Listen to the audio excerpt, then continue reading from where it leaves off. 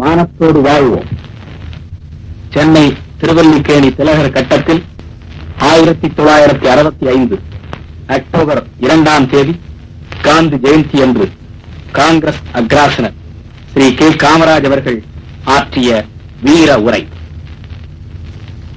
மகாத்மா காந்தியடிகள் நமக்கு 40-50 ஆண்டுகளாக உபதேசம் செய்திருக்கிறார். சிதறி கிடந்த ஒரு நாட்டை நம்மை எல்லாம் ஒரே தேசிய இனம் என்ற உணர்ச்சியை உண்டாக்கினார்.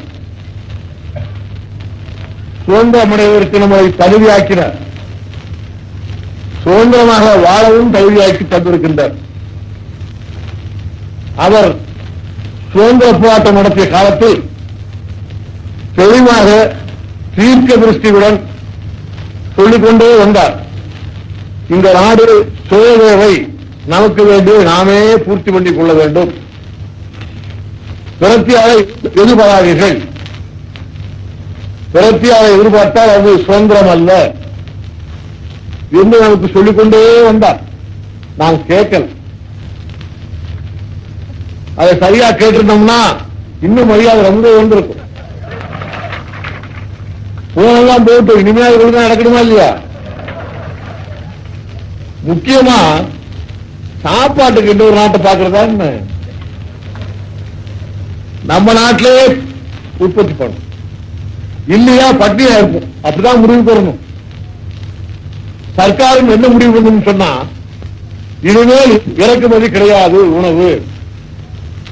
இல்லைன்னா யோசனை அமெரிக்காவில இருந்து வருமா ஆஸ்திரேலியா இருந்து வருமா, அவன் கொடுப்பானா இவன் கொடுப்பானா, அவன் கொடுக்கலாம் கொடுக்க மாட்டானோ அவனுக்கு தெரியாது. ஆனால் நமக்கு வேண்டிய உணவு தானியங்களை முதலாவதாக நாம் உற்பத்தி இங்கு செய்து கொள்ள வேண்டும். அது மகாத்மா காந்தியினுடைய அருள் வாக்கு நாம் நிறைவேற்ற வேண்டும். அடுத்தபடியாக இந்த நாட்டில் மத ஜாதி என வேற்றுமை இல்லாத ஒரு அரசியல் அமைப்பாக இந்த நாடு இருக்க வேண்டும். நம்ம நாட்டில் முஸ்லீம்கள் இருக்காங்க, நம்ம அது தெரியல பாவம். இங்க எல்லாம் முஸ்லீம்களே கிடையாது நினைச்சுக்கிட்டு இருக்கான். 5 கோடி பேர் இருக்கவங்க, 1 கோடி 2 கோடி இல்லை. உலகத்தில் 3வது முஸ்லீம்கள் நிறைந்த நாடு. பாகிஸ்தானுக்கு அடுத்த நாடு நம்ம நாடு. இவ்வளவு முஸ்லீம்கள் இருக்காங்க, உலகத்தில் தெரியாது. எல்லாம் பூட்டான் குத்துல இல்ல போட்டு கிடைக்கும். இந்த நாட்டினுடைய நன்மை என்பதும் இந்த நாட்டினுடைய பாதுகாப்பு என்பதும் இந்த நாட்டில் உள்ள 5 கோடி முஸ்லீம் மக்களுடைய பாதுகாப்பு என்பதை அவ தெரிஞ்சுக்கிடாம இருக்கான். தெரியாம யார் இருக்காங்க நினைக்கிறீங்க? அந்த நாட்டில் இருக்க அப்பாவி ஜனங்கள், அந்த நாட்டில் இருக்க அரசியல்வாதிகள் இருக்காங்க, அதாவது தெரியும். அரசியல்வாதிகள் தெரிந்தாலும் தெரியாத போல நடிப்பார்கள். அவ்வளவுதான். சாதாரண ஜனங்களுக்கு புரியல். அதனால்தான் நாம் மத சார்பற்ற நாடாக இருக்க வேண்டும் என்று எந்த ஜாதி என சார்பும் இந்த நாடு இருக்கக்கூடாது என்பது நம்முடைய முடிவான தீர்க்கமான முடிவு. இன்றல்ல, 45 ஆண்டுகளுக்கு முன்னால உலகத்தில் முஸ்லீம்களுடைய புனித தலங்களுக்கு ஆபத்து வந்த காலத்தில் உலகத்தில் எல்லா நாட்டுக்கும் கைவிட்டோம். முஸ்லீம் இல்ல கூட யாரும் இல்லை. பிரிட்டன் இல்ல, பிரான்ஸ் இல்ல, யாரும் இல்லை. அங்கு யார் இருந்தது? மகாத்மா காந்தி தான் துணையா இருந்தார். இந்த கிலாபத் இயக்கம் ஒண்ணு நடந்தது உங்களுக்கு தெரியும். 19வது வருஷம் 20வது வருஷத்தில் அங்கு தன்னந்தனியா இருந்தாங்க. உலகத்தில் எங்க போன ஆதரவு இல்லை அவருக்கு. மகாத்மா காந்தி தான் ஆதரவு. முதல் அவர் இந்த நாட்டில் ஒத்துழையாமை இயக்கத்தை எதுக்க ஆரம்பித்தாரு? சுதந்திரத்துக்காக அல்ல, காங்கிரஸ் சார்பாக அல்ல, முஸ்லீம்கள் சார்பாகவே ஆரம்பித்தார். எங்கள் நாட்டிலே உள்ள முஸ்லீம்கள், எங்களுடைய சகோதரர்கள், அவர்களுடைய மத உணர்ச்சியை புண்படுத்தி விட்டீர்கள். நீங்கள் அவர்களுடைய மத உணர்ச்சிக்கு புண்படுவதானால் என்னால் பார்த்துக் கொண்டிருக்க முடியாது என்று சொல்லி நம்மையும் அழைத்தார். முஸ்லீம் சகோதரர்கள் அவருடைய உணர்ச்சியை புண்படுத்தப்பட்ட நிலையில் இருக்கக்கூடிய காலத்தில் இந்துக்களாகிய நாமும் கிறிஸ்தவர்கள், பார்சிகள், சீக்கியர்கள் எல்லாரும் ஒன்றாக சேர்ந்து துணையாக இருக்க வேண்டும் என்று நம்மையும் அழைத்தார். துணையாக இருந்திருக்கிறது. இந்த மதம் சார்பற்ற பேசிட்டு பேச நினைக்க வேண்டாம். சில பேர் புரியாம பேசுறாங்க. இன்னைக்கு ஏதோ சொல்லிட்டு இருக்கோம். 45 வருஷத்துக்கு முன்னாலேயே மகாத்மா காந்தி ஒழுங்காக அஸ்திவாரம் போட்டிருக்காங்க. அந்த அஸ்திவாரம் ஒழுங்கா இருக்கு. அந்த அஸ்திவாரத்தை போட்டுதான் நடத்தணும். நம்ம போல அங்கேயும் ஏனாகம் இருந்து 5 ஆண்டுக்கு ஒரு தேர்தல் வந்து மக்கள் விருப்பக்கூடிய அரசாங்கம் நடந்தா இந்த தொல்லை வைக்க முடியீங்களா? தொல்லை இருக்காது. தேர்தலே கிடையாது. சர்வாதிகாரம், வாக்கெடுப்பு கிடையாது. தேர்தலும் வாக்கெடுப்பும் இல்லாத ஒரு தேசத்துக்காக நம்மளை பார்த்து வாக்கெடுப்புன்னு சொல்றான். அவதான் சொல்றாங்களே, அவ சொல்லி தொலைவிட்டோம். இந்த ஐக்கிய நாட்டு சபையில் இருக்கான அங்கத்திய உறுப்பினர்கள் அவனுக்கு புரியலையா? யாரா ஒருத்தர் கேட்கிறாங்க, என்னையா வாக்கெடுப்பு பேசுற, ரெபராண்டம் பேசுற, பிளிக் சைட்டை பற்றி பேசுறீங்க, உங்க ஊர்ல என்ன நடந்தது கேட்டானா ஒருத்தே கேட்க மாட்டேன். ஏன் கேட்கல? அப்படிலாம் கேட்கணும். கேட்டுக்கணுமா இல்லையா? ஒரு வார்த்தை இந்த ஜனநாயகம் இருக்கு, அந்த ஜனநாயகம் இல்லை, எங்களை எதிர்த்து சொல்றியா? அவன் வரைக்கும் போய் சொல்லியா? என்ன பாகிஸ்தான் எங்க வரைக்கும் வரவா, நாங்க அவங்க வரைக்கும் போவா? சொல்லு. அதுதான முடிவு கொண்டு. அது ஜனநாயகத்து மேலே விருப்புள்ள அமைச்சர். அப்படித்தானே ஜனநாயகத்தையே காப்பாற்றுறவங்க, ஜனநாயகத்தில் பிறந்தவங்க, அவருடைய பெயர் பிரிக்கணும். அப்படித்தானே என்ன 2 பேரும் என்ன சொல்லணும் சொல்லுங்க. இந்தியாவில் ஜனநாயகம் இருக்கு, அதை அழிக்க பாக்குறீங்க. ஜனநாயகம் அழிஞ்சு போச்சுன்னா ஆசியாவிலே ஜனநாயகம் இல்லாம போருமே. ஜனநாயகத்தை அழிக்கிறதுக்கு சீனாக்காரன் காத்துக்கிட்டு இருக்கான். தலைமையோடு உட்கார்ந்துக்கிட்டு எங்கெல்லாம் ஜனநாயகம் இருக்கு அங்கெல்லாம் களத்துக்கு போட்டுக்கிட்டு இருக்காங்க. அவனோட கூட்டி சொல்லு பாகிஸ்தான் ஒன்னா போய் ஜனநாயகத்தை அழிச்சு அப்ப ஆசியாவில் ஜனநாயகம் இருக்குமா? கொஞ்சம் யோசனை பண்ணி பாருங்களேன். பாகிஸ்தான் பிரச்சனை இல்லையே, நீளம் உண்டாக்கிட்டு இருக்கீங்க. என்ன பிரச்சனை நான் கேட்கிறேன்? வாக்கெடுப்பு பிரச்சனை முடிஞ்சு ரொம்ப நாள் ஆகி போச்சுன்னு நேரு ஏதோ உறுதிமொழி கொடுத்தாரு. இல்லைன்னு சொல்லியே என்ன சொன்னார் அவரு?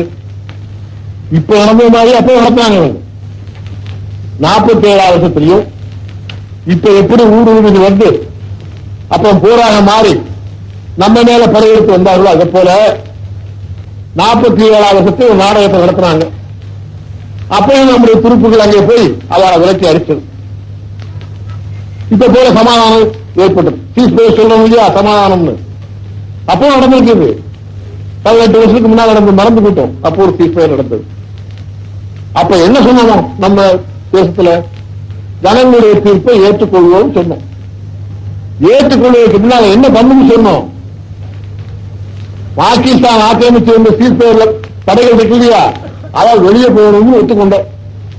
ஐக்கிய நாட்டு சபையில் தீர்ப்பு அதுதான். காஷ்மீரை விட்டு பாகிஸ்தான் துருப்புகள் போகணும். போனதுக்கு பின்னால உள்நாட்டில் அமைதிகள் ஏற்பட்டதுக்கு பின்னால வாக்கெடுப்பு பேசணும். அது போகவே எங்க அதெல்லாம் கேட்கணும்னு நீ ஏன் போகல அப்படி கேட்டாங்களா? அவனையும் நம்ம உட்கார வச்சுக்கிட்டு நீ வாக்கெடுப்பு 8 நாளைக்கு நாங்க பொறுத்திருக்கு சொல்லுங்க. அந்த நாட்டு மக்கள் கிடைக்கணுமா இல்லையா? காஷ்மீர் மக்கள் இல்லையா? என்ன ஆகும்? இங்கிட்டு போறோமா அங்கிட்டு போறோமோ தெரியாது. நானும் ஒண்ணும் பண்ணாம அவனும் உள்ள இருந்து ஒண்ணும் பண்ணாம அந்த மக்கள் வாழ்க்கை வாழணுமா இல்லையா? அவளுக்கு வாழ்க்கைக்கு வேண்டிய வசதி பண்ணி கொடுக்கிறதா இல்லையா? வாக்கெடுப்பு இல்லாம பேசாம உட்கார்ந்துட்டு இருந்தோம்னா பண்ணிருக்க முடியாது. வாபஸ் வாங்க நாமும் பொறுத்து பார்த்தோம். 2 வருஷம் 3 வருஷம் 4 வருஷம் பொறுத்து பார்த்தோம். ஒண்ணும் முடியல. இனிமே வாக்கெடுப்பு இல்லையோடு முடிவு பண்ணிட்டு மக்கள் வாக்கெடுப்பு அதை நடத்தணும். தேர்தல் வச்சோம். 3 தேர்தல் நடந்திருக்கு. தேர்தல் நடத்த அரசாங்கம் அங்க இருக்கு. இதுல எந்த வாக்கெடுப்பு பிரச்சனை நான் கேட்கிறேன். காஷ்மீர்ல இதுல வாக்கெடுப்பு பிரச்சனை இல்லவே இல்லை. யார் சொன்னாலும் இல்லை. அது தெளிவாக திடமாக உறுதியாக ஐக்கிய நாட்டு சபையும் உணரணும், உலகத்தில் மற்ற நாட்டுக்காரங்க உணரணும். ஆக்கிரமித்தார்கள் இப்பொழுது எந்த சாமர்த்தியமா பண்ணிருக்காங்க. சரியான திட்டம். சீனாக்காரன் ஒன்னா சேர்ந்து எப்படி எல்லாம் தொந்தரவு கொடுக்கிறது திட்டத்தை போட்டாங்க. 4000 பேர் 5000 பேர் ஊடுருவிகள் ஆயிரத்தோடு சும்மா இல்லை. அங்கே போய் ஊர்ல சேர்ந்து கழகத்தை உண்டாக்குறது, அப்புறம் பாகிஸ்தான் பட உள்ள வர்றது, காஷ்மீரத்தை எடுத்துக்கிறது, அதோட நிச்சயம் இல்லை. அப்புறம் இந்தியா மேல அப்படி திரும்புறது, டில்லி ரோட் அப்படியெல்லாம் திட்டம் போட்டு எல்லாம் வந்தாங்க. அது நடக்கல. அவ்வளவுதான். இப்ப ஒரு என்ன கிடைச்சது கிரிக்கெட் மேல போட்டு பழைய நிலைமை நாம் இல்ல, அது தெரியல பாவம்.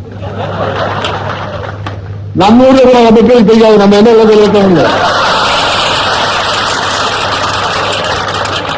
தெரியாதனால தட்டி புட்டு தடுமாறுறாங்க. என்ன சீனாக்காரன் படையெடுத்தானா இல்லையா? 3 வருஷத்துக்கு முன்னால அவன் படையெடுத்த வேணும்னா நம்ம உணர்ந்தோம். நம்முடைய பெருந்தலைவர் நேரு பெருமகனார் இருந்து அரப்ப அவருடைய தீர்க்க திருஷ்டி தான் காரணம் இன்னைக்கு பலமா இருக்கிறது. மறக்காதே, யாரோ ஏதோ சொல்லிக்கிட்டு இருக்கான், நம்பாதங்க. அவர் தீர்க்க திருஷ்டியுடன் பலத்தை போட்டார். இனிமே இந்த ஆயுதம் செய்வது நம்ம நாட்டில் இனிமே கிடையாது. படையை பெருக்கிக் கொள்வோம். நம்ம நாட்டிலேயே ஆகாய விமானங்கள், வெடிகுண்டுகள் தாங்க எல்லாம் இந்த ஊர்ல பண்றோம். இப்ப அவர் போட்ட அஸ்திவாரம் அது யாரோ போட நினைக்காங்க. இன்னைக்கு நம்ம போறது அவர் போட்டார். அவர் சொன்னா யார் இந்த ஊர்ல வர்றீங்களா வாங்க செய்வதற்கு முயற்சி பண்ணுங்க, எந்த தேசத்துக்காரனாலும் தான் சரி வாங்க கூட்டு பொறுப்படுத்துங்க, டெக்னிக்கல் அசிஸ்டன்ட் கொடுங்க நாங்க வாங்கிக்கிறோம் சொன்னார். முதல்ல நெருக்கத்தினர் இப்படி அப்படி பார்த்தாங்க, கொடுக்கல. காசியா தரேன்னு சொன்னா கொடுத்தவங்க நாங்களும் தர்றோம். நமக்கு கப்பல் வேணும், சப்மரீன் வேணும், ரிட்டர்ன் தரோம் சொன்னாலும் கொடுப்பாங்க. காத்துக்கிட்டு இருந்தோம், கொடுக்கல. சரி ரஷ்யா கொடுக்க நான் வாங்கன்னு சொன்னேன். இப்ப நானும் வருவேங்கிறேன். அப்படித்தானே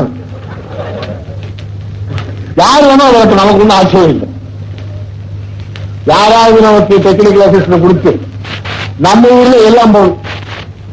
போர்க்கருவி அத்தனையும் போர்க்கருவி அத்தனையும் நம்ம ஊர்ல செய்தாங்க. சரி செய்தாகணும், அது பணம் வேணும். என்ன பண்றது?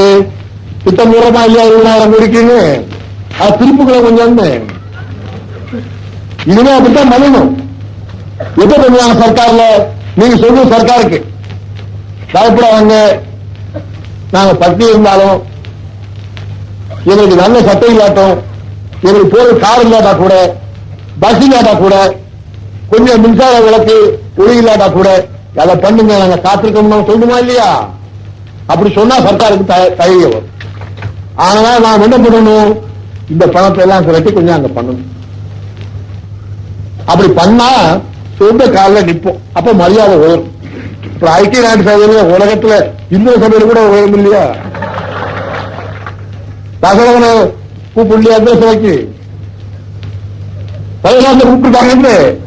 மகா வலிமை சக்கரவர்த்தியா இருந்தா கூப்பிடுறாள். இந்த பார்த்து பயப்படுறான். இந்த கூப்பிடுறாள். பழைய காலத்து வரலாறு, அது புராண காலத்து வரலாறு. அது பலமே வைக்கலாம். இப்போ அது உண்மையுண்டு. இங்க பலம் இருந்தா எல்லாரும் கூப்பிடுவோம். பலமில்லை நான் பக்கத்தில் வருவானா? வரமாட்டான்.